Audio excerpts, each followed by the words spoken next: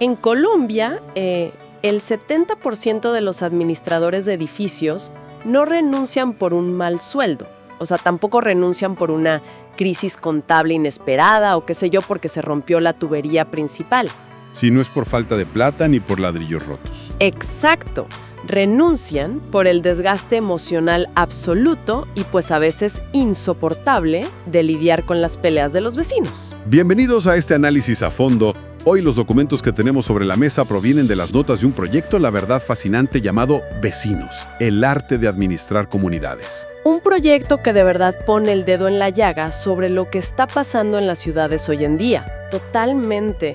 Y la misión de esta exploración detallada es entender por qué la gestión de viviendas compartidas tiene que evolucionar, pero con urgencia. Se trata de entender cómo dar ese salto de vivir apagando incendios diarios a diseñar intencionalmente verdaderas comunidades.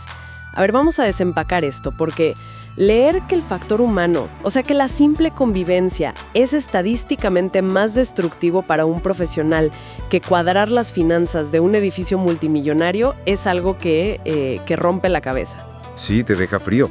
Pareciera que lidiar con seres humanos es el mayor riesgo inmobiliario de todos. Yo quedé asombrada. Y mira que no es una exageración, para nada. Ese 70% es una cifra que nos obliga a frenar y mirar qué está pasando realmente.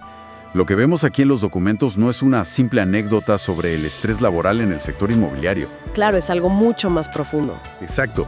En realidad es el síntoma de una fractura, de un cambio estructural gigantesco en la manera en la que estamos habitando los espacios en este siglo.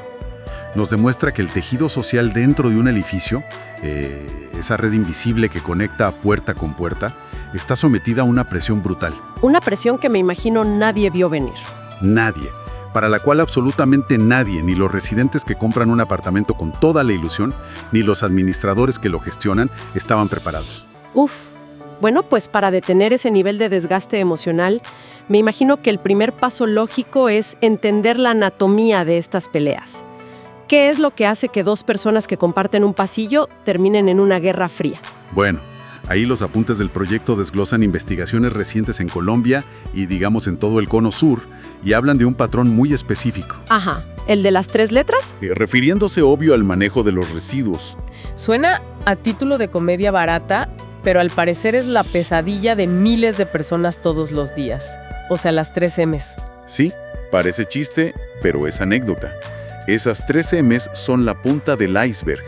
Es como la manifestación física del conflicto, pero debajo de la música alta o de la bolsa de basura que dejaron fuera de su sitio, hay una capa sociológica mucho más densa. A ver, explícame un poco más de esa capa. Pues mira, durante las últimas décadas, las ciudades han experimentado un crecimiento vertical explosivo. Hoy vivimos literalmente apilados en bloques de concreto, compartiendo aire, compartiendo paredes y tuberías. Sí, uno vive encima del otro. Literal. Sin embargo, y aquí está la raíz de todo este conflicto, la mentalidad de las personas sigue anclada en un paradigma rural o suburbano. Culturalmente seguimos muy aferrados a la idea de que mi casa es mi castillo. Ah, claro, una soberanía territorial intocable. Tal cual. Existe un choque frontal y constante entre la arquitectura moderna de altísima densidad y una psicología tradicional de independencia absoluta. O sea, es como cuando uno intenta ser un señor feudal, soberano absoluto que hace las reglas en su propio territorio, pero resulta que el castillo de uno está apilado literalmente encima del techo de otros 50 castillos. Esa es la mejor analogía posible. Y claro, no hay un foso con cocodrilos ni hectáreas de bosque separando las propiedades. Lo que separa tu reino del vecino es una placa de yeso de 15 centímetros o un piso de baldosas que transmite absolutamente cada paso. Y lo peor de esa mentalidad de señor feudal moderno es que jura que sus paredes de yeso son a prueba de sonido. Cree que sus decisiones no tienen impacto geográfico. Y claro, la ilusión de independencia se derrumba a las 2 de la mañana cuando alguien decide arrastrar un mueble.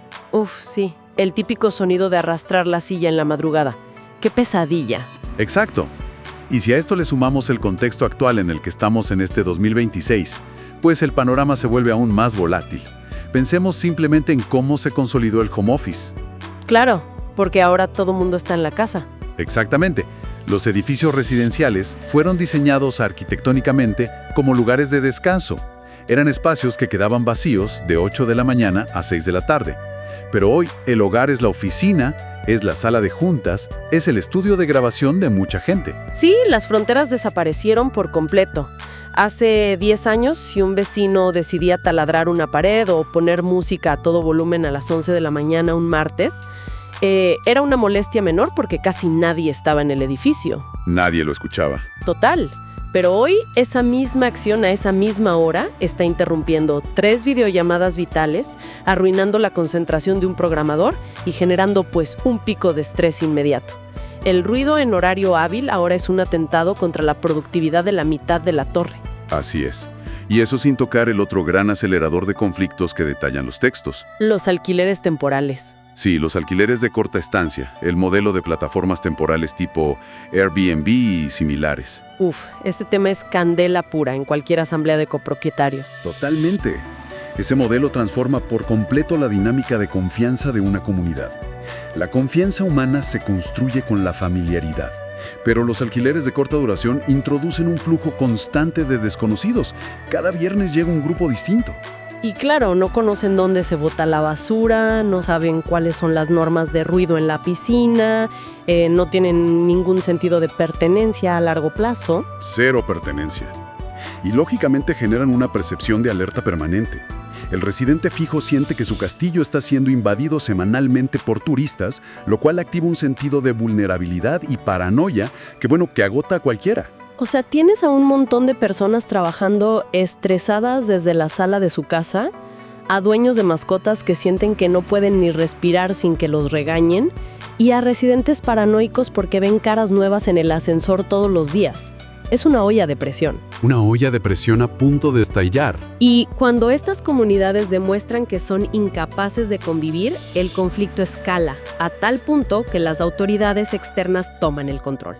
Aquí es donde se pone realmente interesante, porque el análisis menciona un hito normativo, el Decreto 768 de 2025. Sí, un decreto que marca un antes y un después absoluto para la propiedad horizontal. Y hay que entender la mecánica de lo que esto significa realmente. Ante el colapso de la convivencia y la avalancha de querellas por ruidos o por mascotas, el Estado básicamente dice, bueno, si ustedes no pueden gobernarse, nosotros intervenimos. ¡Wow! O sea, se meten de lleno. ¡De lleno! Este decreto otorga facultades explícitas para que inspectores de policía y funcionarios de las alcaldías locales puedan intervenir dentro de los conjuntos residenciales. Espera, pero no es como que manden una cartica de advertencia y ya, ¿verdad? No es que manden una carta. Es que un inspector puede tomar decisiones vinculantes sobre conflictos internos que antes eran jurisdicción exclusiva de la Asamblea de Copropietarios. ¡Qué locura!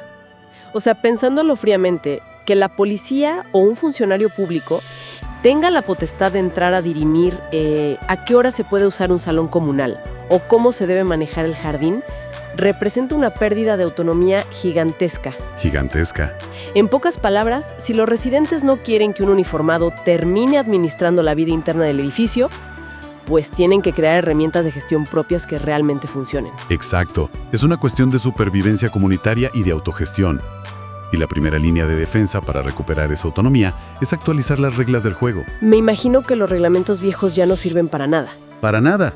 Seguir operando con leyes marco de hace décadas, como la Ley 675 en el caso colombiano, es tratar de navegar en Internet con un mapa de papel. Los manuales de convivencia internos tienen que ser reescritos. Tienen que alinearse con sentencias muy específicas de la Corte Constitucional, especialmente aquellas que protegen el libre desarrollo de la personalidad. A ver, aterricemos ese concepto legal a la vida diaria. Porque el libre desarrollo de la personalidad suena a debate de magistrados en las noticias. Pero me imagino que es lo que define si alguien puede o no tener un perro gigante en un apartamento pequeñito. Tal cual, es exactamente eso. Hace 15 o 20 años era muy común que los edificios aprobaran reglamentos internos que decían tajantemente prohibida la tenencia de perros de más de 10 kilos. Uy, sí, yo me acuerdo de esos letreros en las recepciones. Sí, eran súper comunes. Pero hoy en día la Corte ha establecido que tener una mascota es una extensión del libre desarrollo de la personalidad y del derecho a la intimidad familiar. Un administrador no puede prohibirle a alguien ejercer ese derecho. Claro, Pero al mismo tiempo, el vecino tiene un derecho fundamental a la tranquilidad y al descanso. O sea, el perrito no puede ladrar a las 3 de la mañana todos los días. Exactamente, ahí está el choque de derechos. Entonces, un manual moderno no puede basarse en la prohibición perezosa de simplemente decir «no se admiten perros». Tiene que diseñar un procedimiento fino. Tiene que establecer cómo se transita por las zonas comunes, cuáles son las multas por no recoger los residuos, qué hacer frente a los ladridos continuos. Hay que reglamentar el impacto, no prohibir la existencia. Entiendo, ya no se puede solucionar todo con un simple letrero de prohibido. Y ahí es donde entra una figura que el material de estudio resalta muchísimo, que es el comité de convivencia. Y me llama la atención porque, digamos, en la cultura popular de los conjuntos, este comité suele ser el grupo de personas que organiza la novena de diciembre o que decida de qué color pintar la recepción y pues nada más. Sí, es como el comité de festejos. Pero reducir el comité de convivencia a un grupo de decoración es uno de los errores estratégicos más graves que puede cometer una administración. Ese comité tiene que transformarse en el gran filtro comunitario. ¿Un filtro cómo? O sea, ¿qué deberían hacer exactamente? Las fuentes subrayan que debe estructurarse y capacitarse para operar casi como un centro de conciliación extrajudicial. Su misión mecánica es citar a las partes en conflicto, escuchar ambas versiones en un entorno neutral y construir un acuerdo firmado antes de que la situación escale. Antes de que se agarren a golpes. Sí, antes de que escale a violencia física o peor, termina en el despacho de un inspector de policía bajo las reglas del decreto que mencionábamos. Pero a ver, seamos realistas un momento. Si mi vecino del piso de arriba decide hacer una fiesta electrónica a las 3 de la mañana un martes, a mí, como afectada, pues probablemente no me interese ir a tomarme un tinto con él en un comité de convivencia. Yo lo que quiero es que la administración le aplique una multa dolorosa para que no lo vuelva a hacer nunca más. Claro, es la primera reacción. Sí, la reacción instintiva ante el mal comportamiento es exigir un castigo económico. ¿Por qué el material de estudio critica tanto el uso de multas y defiende la mediación previa? O sea, ¿acaso tocar el bolsillo no es la forma más rápida de arreglar el problema? Es una reacción completamente natural. Uno quiere un castigo rápido. Pero la psicología del comportamiento demuestra que en comunidades cerradas, la multa directa suele ser contraproducente. ¿En serio? ¿Por qué? Porque si el administrador simplemente desliza una multa de, digamos, $100 por debajo de la puerta del vecino ruidoso, ese cobro se transforma psicológicamente en un impuesto al ruido. ¡Uy, wow! O sea, ¿ya no es un castigo? Exacto, el infractor internaliza que ya pagó por el derecho a hacer la fiesta. Además, genera un resentimiento silencioso tremendo. Los datos muestran que la imposición de multas sin mediación dispara la reincidencia, porque se rompe cualquier lazo de empatía. Ahora es simplemente una transacción financiera hostil. O sea, el vecino piensa, bueno, como ya me cobraron la multa, pues el próximo fin de semana hago una fiesta más grande porque igual ya lo estoy pagando. Es un círculo vicioso tremendo. Por eso los modelos más exitosos obligan a la mediación primero. Sentar a la persona ruidosa frente al vecino que no pudo dormir porque su hijo estaba enfermo cambia la dinámica por completo. Pasa de ser un problema burocrático a un problema humano. Le pone una cara al sufrimiento, por así decirlo. Tal cual. Y los textos destacan alternativas brillantes que de hecho ya se aplican en Medellín y Bogotá. Las famosas sanciones pedagógicas. He escuchado de eso. ¿Cómo funcionan en un edificio? Pues si alguien deja reiteradamente escombros en el pasillo, en lugar de cobrarle un dinero que va a la cuenta del edificio y que la verdad no repara el daño social, la sanción consiste en que esa persona lidere la campaña mensual de reciclaje del conjunto. Tiene que invertir su tiempo y su esfuerzo social para restaurar el daño. Ese enfoque correctivo tiene una tasa de éxito inmensamente mayor. ¡Qué interesante! Es pasar de un enfoque punitivo de pura venganza a un enfoque de restauración comunitaria. Ahora me quiero desviar un poco hacia un factor que me pareció fascinante en la investigación y tiene que ver con la psicología del espacio físico. Porque uno asume que los conflictos son exclusivamente choques de personalidad entre individuos, pero los apuntes sugieren que el edificio en sí mismo, o sea, la pintura, las luces, el césped, participa activamente en el comportamiento de la gente. Totalmente. Es un concepto derivado de la criminología, conocido como el síndrome de la ventana rota, y aplica a la perfección en la administración inmobiliaria. ¿cómo funciona eso en un pasillo, por ejemplo? La tesis sostiene que el entorno físico comunica constantemente cuáles son las normas sociales no escritas de ese lugar. Imaginemos un pasillo. Si hay una mancha en la alfombra y nadie la limpia durante el primer día, al tercer día alguien dejará una bolsa de basura pequeña en esa esquina. Porque se ve feo y descuidado. Exacto. A la semana habrá una bicicleta bloqueando el paso y en 15 días, te lo aseguro, los vecinos estarán gritándose. Claro, el mensaje subconsciente es: aquí a nadie le importa nada, no hay control, así que yo también puedo hacer lo que me dé la gana. Ese es el punto exacto. El deterioro físico actúa como un catalizador del deterioro social. Un bombillo fundido que lleva un mes sin cambiarse o un jardín lleno de maleza le dice al cerebro de los residentes que la autoridad está ausente. La gente respeta los lugares que percibe como cuidados y vigilados. Entonces no es solo que se vea bonito. Para nada. Por lo tanto, el mantenimiento de las áreas comunes deja de ser un tema meramente estético o de cuidar el valor comercial del inmueble. Se convierte en una de las principales herramientas de psicología preventiva contra los conflictos de convivencia. ¡Wow! Limpiar una mancha en la alfombra a tiempo es literalmente prevenir un pleito a gritos en el lobby una semana después. Es fascinante, la verdad. Ahora, si el deterioro físico genera apatía, como vimos con la ventana rota, me atrevo a decir que la falta de información genera paranoia. Y ahí es donde el análisis introduce el tema de la tecnología.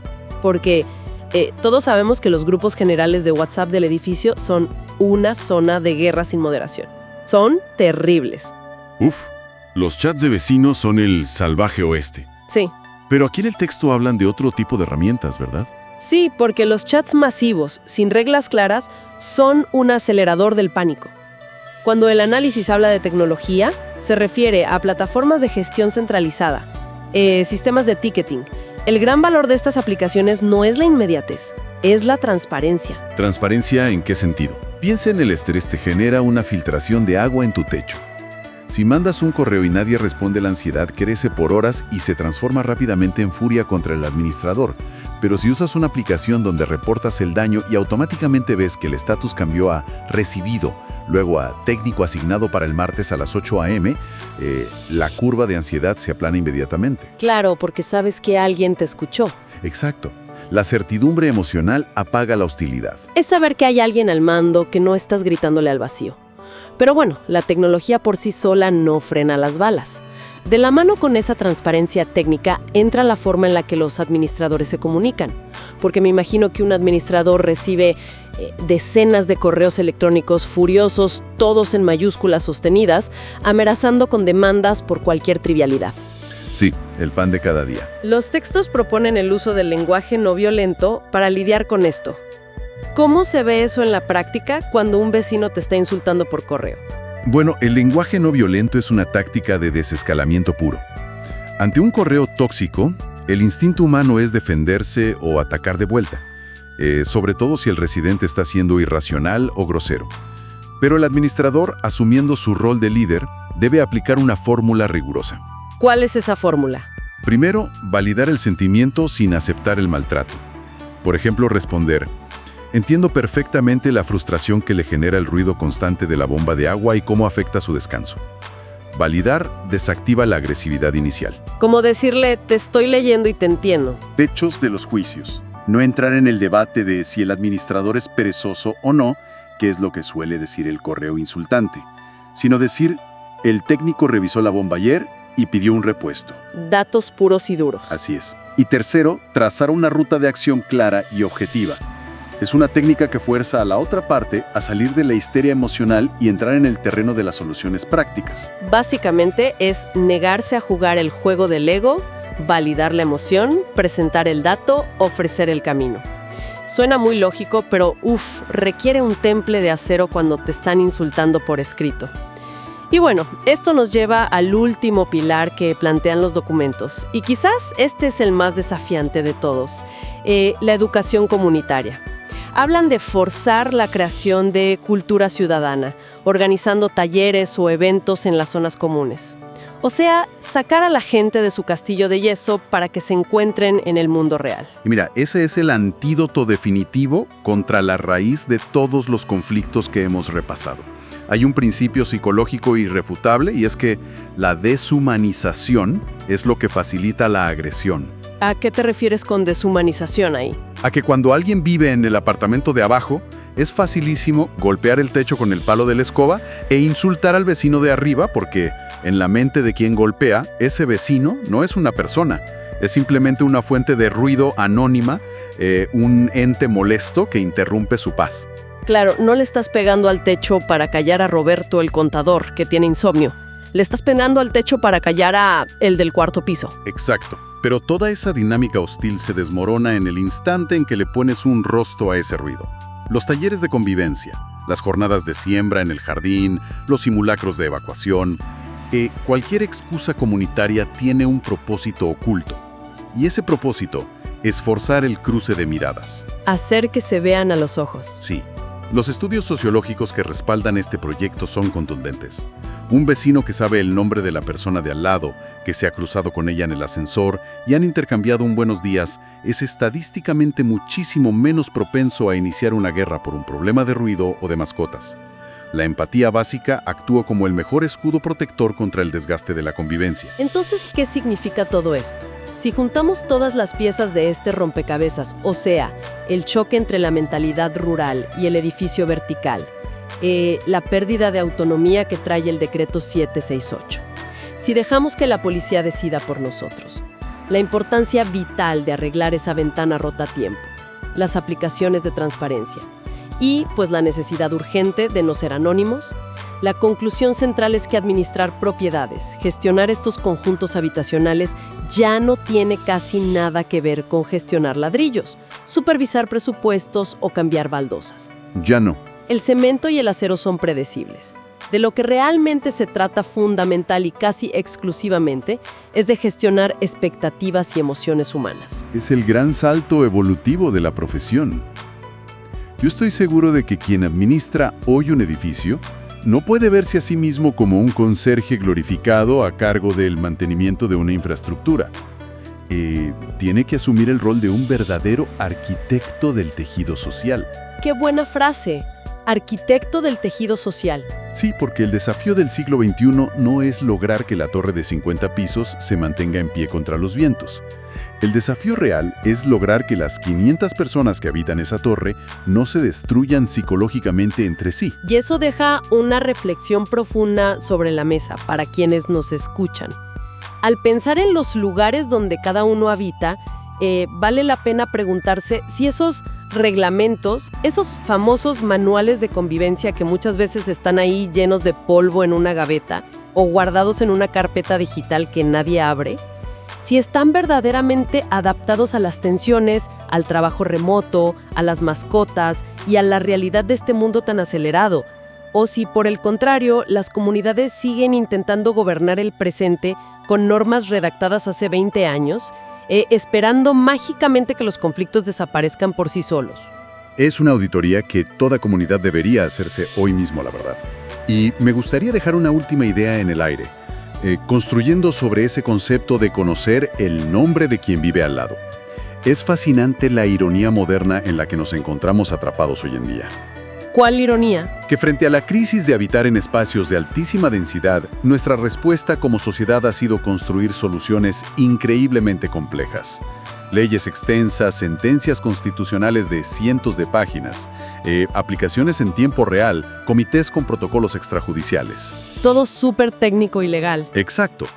Pero a la luz de lo que hemos analizado, resulta que tal vez la solución definitiva, la más poderosa y eficaz para no enloquecer viviendo juntos, no requiere de nada de eso. ¿Qué tal si la respuesta simplemente exige forzarnos a recuperar una costumbre antigua, gratuita y profundamente vulnerable?